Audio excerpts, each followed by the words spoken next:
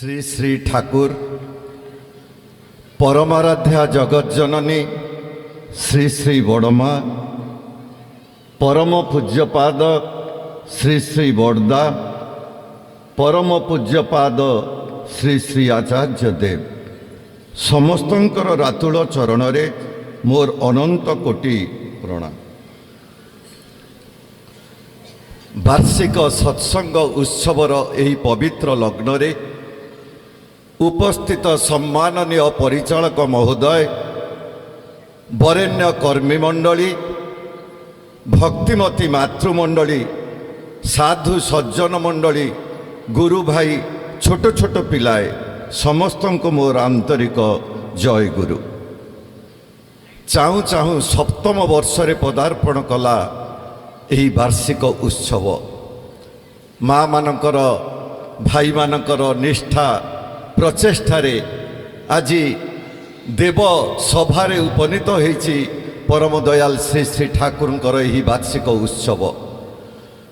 ଉଦ୍ୟୋକ୍ତା ଭାଇମାନଙ୍କର ନିଷ୍ଠା ଆଉ ପ୍ରଚେଷ୍ଟା, ସେମାନଙ୍କ ଭିତରେ ସଂଗତି, ଶ୍ରଦ୍ଧା, ପ୍ରୀତି ଆଉ ନିରହଙ୍କାର ଜୀବନଯାପନ ଆଜି ଆମମାନଙ୍କୁ ସମସ୍ତଙ୍କୁ ଏହି ଉତ୍ସବରେ ସମ୍ମିଳିତ କରାଇ ପ୍ରଭୁଙ୍କର ଆଶୀର୍ବାଦ ପାଇବାରେ ସହାୟ ହୋଇଛନ୍ତି। ଅନୁଶ୍ରୁତି ଗ୍ରନ୍ଥରେ ପରମ ଦୟାଲ ଶ୍ରୀ ଶ୍ରୀ ଠାକୁରଙ୍କର ଶ୍ରୀମୁଖରୁ ନିଃସୃତ ହୁଏ, ଅସ୍ଖଳିତ ଇଷ୍ଟ ସେବାରେ ନିଷ୍ଠା ନିପୁଣ ଯେତେ ହିଁ ମନ, ଆଗେଇ ଚାଲେ କ୍ରମିକ ଚଳନେ, ସାର୍ଥକ ହୁଏ ତାର ସାଧନ। ସେଇମାନଙ୍କର ଜୀବନର ସାଧନାଟା ସାର୍ଥକତା ଲାଭ କରିଥାଏ ଯେଉଁମାନେ ସେହି ପ୍ରିୟ ପରମଙ୍କ ସହିତ, ଇଷ୍ଟ ଆଚାର୍ଯ୍ୟ ଗୁରୁ ପୁରୁଷୋତ୍ତମଙ୍କ ସହିତ ଯୁକ୍ତ ହେଇକିରି, ହୃଦୟ ଦେଇ ଭଲ ପାଇକିରି, ତାଙ୍କର ଆଦେଶ ନିର୍ଦ୍ଦେଶକୁ ମଥାରେ ବହନ କରି କଣ୍ଟାଏ କଣ୍ଟାଏ ଚାଲିଥାନ୍ତି। ସେଇମାନଙ୍କର ଜୀବନର ସାଧନା ସବୁ ଦିଗରୁ ପ୍ରସ୍ଫୁଟିତ ହେଇଥାଏ। ପରମ ଦରଦୀଙ୍କ ପାଖରେ ମୋର ଏକାନ୍ତ ପ୍ରାର୍ଥନା, ଉଦ୍ୟୋକ୍ତା ଭାଇମାନେ ସେଇ ଆଚାର୍ଯ୍ୟ ଦେବଙ୍କ ସହିତ ଯୋଗଯୁକ୍ତ ରହି ପ୍ରତ୍ୟେକଟା କାମ କରିବା ଦରକାର। ସତ୍ସଙ୍ଗରେ ଯିଏ ଯେତେ କାମ କରି ଯାଉନା କାହିଁକି, ଯଦି ସିଏ ଖୁସି ନହେଲେ, ସିଏ ଆନନ୍ଦ ନ ପାଇଲେ, ତାଙ୍କର ଆଶୀର୍ବାଦ ପୃଷ୍ଠ ଆମେ ଯଦି ହେଇ ନ ଉଠିଲେ, ତାହେଲେ କେଉଁଠି ଖାଙ୍କ୍ତି ରହିଯାଉଛି ବୋଲି ବୁଝିବାକୁ ହେବ। ଏ ଗାଁରେ ରହିବ ନାହିଁ। କାରଣ ଏ ଗାଁର ଯେଉଁ ଭାଇମାନେ ଯେଉଁଭଳି ଭାବରେ ଏଇ ଉତ୍ସବଗୁଡ଼ିକୁ କରି ଚାଲିଛନ୍ତି, ମୁଁ ସେମାନଙ୍କ ପାଖରେ ବିନମ୍ର ନିବେଦନ, ଖାଲି ପ୍ରଭୁଙ୍କ କାମ ମୋ ଗାଁରେ ତିଆରି କରିଦେବା ପାଇଁ ମୁଁ ବ୍ୟସ୍ତ ହେବି ନାହିଁ। ମୋର ପଡ଼ା ପଡ଼ୋଶୀ ଗାଁରେ, ମୋ ଜିଲ୍ଲାରେ, ମୋର ଯେଉଁ ଜାଗାରେ ପ୍ରଭୁଙ୍କର ଡକରା ଆସିବ, ଆମେମାନେ ସେଠି ଯୋଗ ଦେବା, ଦଳବଦ୍ଧ ହୋଇକରି ଯୋଗ ଦେବା, ପହଞ୍ଚିବା ତ ତାଙ୍କର ବୋଝକୁ ବହନ କରିବା। ଆଉ ସେଥିରେ ଆଚାର୍ଯ୍ୟ ଦେବ ଖୁସି ହେବେ। ବୁଦ୍ଧଂ ଶରଣଂ ଗଚ୍ଛାମି ଠିକ୍ ଅଛି, ଧର୍ମଂ ଶରଣଂ ଗଚ୍ଛାମି ଠିକ୍ ଅଛି, ସଂଘଂ ଶରଣଂ ଗଚ୍ଛାମିରେ ଟିକେ ତ୍ରୁଟି ରହିଯାଇଛି। କାରଣ ତେନ୍ତୁଲି ଗଛରେ ଲକ୍ଷ ଲକ୍ଷ ପତ୍ର ଥିଲେ ମଧ୍ୟ କେଉଁ ପତ୍ରର ଶିରା ପ୍ରଶିରା ଆଉ ଗୋଟିଏ ପତ୍ର ସହିତ ମିଶି ନାହିଁ, କିନ୍ତୁ ଗୋଟିଏ ଗଛରେ ସିଏ ଅଛନ୍ତି।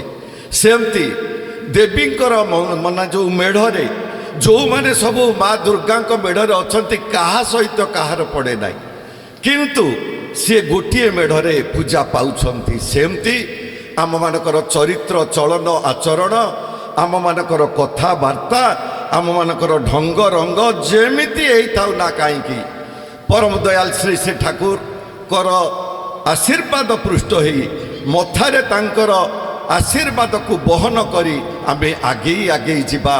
ପରିବାର, ପରିଜନ, ପରିବେଶ, ପରିଜନଙ୍କ ଭିତରେ ଯେପରି ପ୍ରଭୁଙ୍କର ବାର୍ତ୍ତା, ଆଗମନର ବାର୍ତ୍ତା, ତାଙ୍କର ଅମୃତର କଥା ଯେମିତି ଆମେ ପହଞ୍ଚେଇ ଦେଇପାରିବା। କିନ୍ତୁ ଗୋଟିଏ କଥା ମୁଁ ଏଠି ଲକ୍ଷ୍ୟ କରୁଛି, କ'ଣ, 50 ବର୍ଷ ହେଲା ଦୀକ୍ଷା ନେଇଛି, ଆଉ ମୁଁ ବୁଝିଛି, ଜାଣିଛି, ସତ୍ସଙ୍ଗ ଏକ ବୈକୁଣ୍ଠପୁର। ଆଉ ଏଇ ସତ୍ସଙ୍ଗର ବୈକୁଣ୍ଠପୁରରେ ବୈକୁଣ୍ଠନାଥ ନିଜେ ବିରାଜମାନ କରିଛନ୍ତି। ଆଉ ଶୀତ କାକର ସହିକିରି ମା' ମାନେ ଭାଇମାନେ ଆସିଛେ ପ୍ରଭୁଙ୍କୁ ପ୍ରଣାମ କରିବା, ନିଜର ଦୁଃଖର କଥା ଜଣାଇବା, ଏକାଗ୍ର ଚିତ୍ତରେ ସମସ୍ତ ସତ୍ସଙ୍ଗକୁ ଉପଭୋଗ କରିବା, ଆଉ ନିଜର ପ୍ରସାଦ ସେବନ କରି ନିଜ ଘରକୁ ଫେରିଯିବା। ସତ୍ସଙ୍ଗରେ ବସିକିରି ଯଦି ଗପସପ କଲେ, ମା' ମାନେ ବେଶୀ ଗପସପ କାହିଁ କରୁଛନ୍ତି ଜାଣୁଛନ୍ତି? କେତେ ଦିନ ହେଲା ସବୁ ଏକାଠି ହେଇନଥିଲେ ତ, ଆଜି ଦେଖା ସୁଖା ହେଇଗଲା, ତେଣୁ ଟିକେ ଗପି ପକେଇବି, କିନ୍ତୁ ବୁଝିପାରୁନାହାନ୍ତି ପ୍ରଭୁଙ୍କର ଆଶୀର୍ବାଦ ପାଇବି ନା ଅଭିଶାପ ପାଇବି। ବଲାଙ୍ଗୀର ଯାଇଥିଲି ସତ୍ସଙ୍ଗ, ଗଲା ବର୍ଷ ବି କହୁଛି, ଏ ବର୍ଷ କହୁଛି, ଜଣେ ଖ୍ରୀଷ୍ଟିଆନ ଭାଇ ସତ୍ସଙ୍ଗର ପ୍ରାରମ୍ଭରେ ସୂଚନା ଦେଇଥିଲେ, କହୁଥିଲେ ସତ୍ସଙ୍ଗରେ ଯିଏ ଗପସପ କରେ ପରଜନ୍ମରେ ସିଏ ବେଙ୍ଗ ଜନ୍ମ ପାଏ। ସଭାରେ ସ୍ତବ୍ଧ ହେଇଗଲେ ସମସ୍ତେ। ଆମେମାନେ ମଣିଷ ଜନ୍ମ ପାଇବା ଦି ଗୋଡ଼ିଆ ହେବା ନା ଚାରି ଗୋଡ଼ିଆ ହେଇଯିବା, ବିଚାର ଆମମାନଙ୍କ ଉପରେ। ସତ୍ସଙ୍ଗ ଏକ ବୈକୁଣ୍ଠପୁର, ସତ୍ସଙ୍ଗ ଏକ ଭ୍ରାମ୍ୟମାଣ ତୀର୍ଥ, ସତ୍ସଙ୍ଗ ଏକ ମୁକ୍ତି ତୀର୍ଥ। ଏହି ସତ୍ସଙ୍ଗ ତୀର୍ଥରେ ସ୍ନାନ କଲେ, ମାନେ ବାରମ୍ବାର ସତ୍ସଙ୍ଗରେ ଯୋଗ ଦେଲେ ଆମମାନଙ୍କର ମନ ଶୁଦ୍ଧ ହେଇଥାଏ, ବୁଦ୍ଧି ଶୁଦ୍ଧ ହେଇଥାଏ, ବିବେକ ଜାଗ୍ରତ ହେଇଥାଏ। ଆଉ ଯେଉଁମାନଙ୍କର ବିବେକ ଜାଗ୍ରତ ହେଇନାହିଁ ସେଇମାନେ ତ ଆଡ଼ୁ ସାଡ଼ୁ ଗପିବେ, କାହା କଥା ଠାକୁର ଶୁଣିବେ? ପ୍ରବଚନ ଯିଏ ଦଉଛନ୍ତି, ଭଜନ ଯିଏ ବୋଲୁଛନ୍ତି, ନା ଯେଉଁ ମା' ମାନେ ଟୁପୁ ଟୁପୁ ଫୁସୁ ଫୁସୁ ହଉଛନ୍ତି, କାହା କଥା ପ୍ରଭୁ ଶୁଣିବେ? ତେଣୁ ବିଚାର ଆମମାନଙ୍କ ଉପରେ। ଆମେ ଏହି ସତ୍ସଙ୍ଗରୁ ପ୍ରଭୁଙ୍କର ଆଶୀର୍ବାଦ ପାଇ ଆମର ନିଜ ନିଜର ଘରକୁ ଏକ ଅମରାବତୀରେ ପରିଣତ କରିବା ନା ଏକ ଶ୍ମଶାନର ଧ୍ୱଂସଲୀଳା ତିଆରି କରିବା?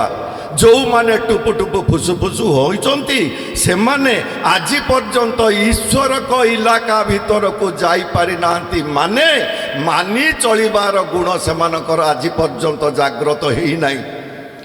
ଯେଉଁମାନେ ସ୍ଥିର ଭାବରେ ବସିଛନ୍ତି, ମୁଁ ଦେଖୁଛି ଭାଇମାନେ ସ୍ଥିର ଭାବରେ ବସିଛନ୍ତି, ଆଉ ସେମାନେ ନିଶ୍ଚିତ, ମା' ମାନେ ସମସ୍ତେ ନୁହଁ, ଅଳ୍ପ ମା' ଟୁପୁ ଟୁପୁ ହେଉଛନ୍ତି, ବହୁତ ମା' ଚୁପ୍ ହେଇକିରି ବସିଛନ୍ତି, ସେମାନେ ଈଶ୍ୱରଙ୍କର ଇଲାକା ଭିତରେ ଅଛନ୍ତି।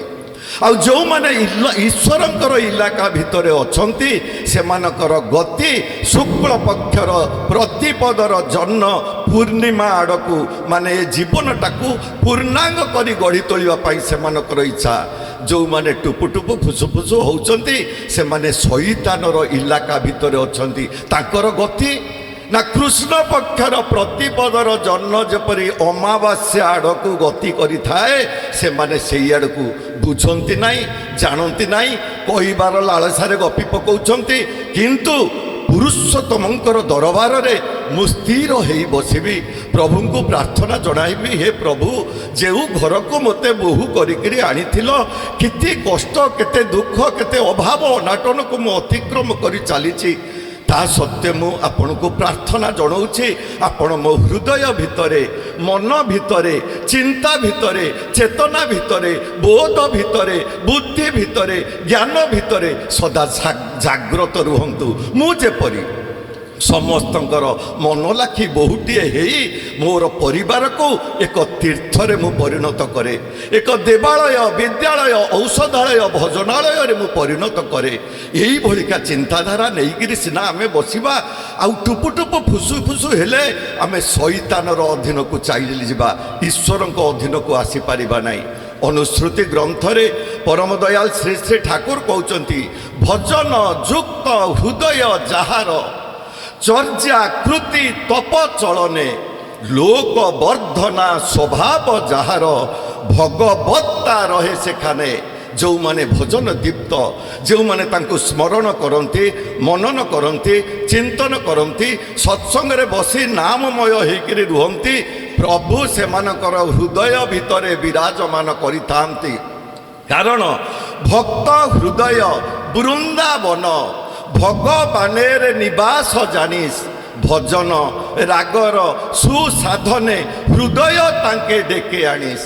ଭକ୍ତ ହୃଦୟ ହେଉଛି ବୃନ୍ଦାବନ ସଦୃଶ। ଯେମିତି ଭଗବାନ ଶ୍ରୀକୃଷ୍ଣ ବୃନ୍ଦାବନରେ ଲୀଳା କରୁଥିଲେ, ବସବାସ କରୁଥିଲେ ଏବଂ ଆନନ୍ଦରେ ରହୁଥିଲେ।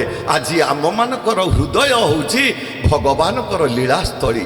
ଆଉ ଆମମାନଙ୍କର ନିଷ୍ଠା, ଭକ୍ତି, ଭଲ ପାଇବା, ଆଉ ଆମମାନଙ୍କର ମାନି ଚଳିବାର ଗୁଣ, ବୁଝି ଚଳିବାର ଗୁଣ, ନେଇ ଚଳିବାର ଗୁଣ ଯେତେ ପ୍ରକଟ ହେବ, ସିଏ ଆମ ହୃଦୟ ଭିତରେ ରହି ଚାଲିବାର କାଇଦା ଟିକକ ଶିଖେଇ ଦେବେ। କାହିଁକି ଜାଣନ୍ତି? ମାନେ ଗୁରୁଇ ଯେ ତୋର ମନ୍ତ୍ରଦାତା, ଜୀବନ ପାଲି ନେତା ତୋର, ତାରେଇ ମତେ ଚଲିସ ଓରେ ରଖିସ ବାନ୍ଧା ଭକ୍ତି ଡୋର। ଗୁରୁ ହେଉଛନ୍ତି କିଏ? ନା ମନ୍ତ୍ରଦାତା। ଏଇ ଯେଉଁ ଅସଜଡ଼ା ମନ, ଏଇ ଯେଉଁ ଅବୁଝା ମନ, ଏଇ ଯେଉଁ ଅସଂଯତ ମନ, ଏଇ ଯେଉଁ ଅହଙ୍କାର ମନ, ଏଇ ଯେଉଁ ଦୋଷଦୃଷ୍ଟି ଦେଖିବା ମନକୁ ସିଏ ଗୋଟାଏ ମନ୍ତ୍ର ଆଣି ଦେଇଛନ୍ତି। ତାକୁ ଯିଏ ଗୁରୁଙ୍କୁ ଗ୍ରହଣ କରି ସେହି ମନ୍ତ୍ର ଜପିବ ନା, କର୍କଶ ଭାଷିଣୀ ନାରୀ କୋମଳ ଭାଷିଣୀ ହେଇଯିବ।